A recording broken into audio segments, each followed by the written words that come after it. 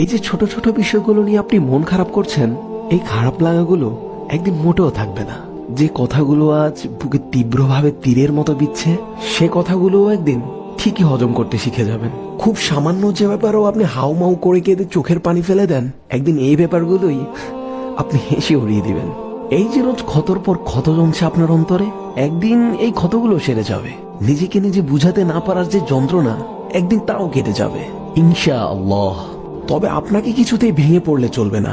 রবের উপর বিশ্বাস রাখতে হবে, যিনি সবসময় আপনার সাথেই থাকেন, আপনাকে ভালোবাসেন। তিনিই দেখেন আপনার দুঃখগুলো এবং আপনার কষ্টগুলো তিনিই বুঝেন। যার ডিকশনারিতে অসম্ভব অর্থে কোনো শব্দই নেই, তিনিই পারেন আপনার সকল দুঃখের অবসান ঘটিয়ে আপনাকে আনন্দের জোয়ারে ভাসাতে।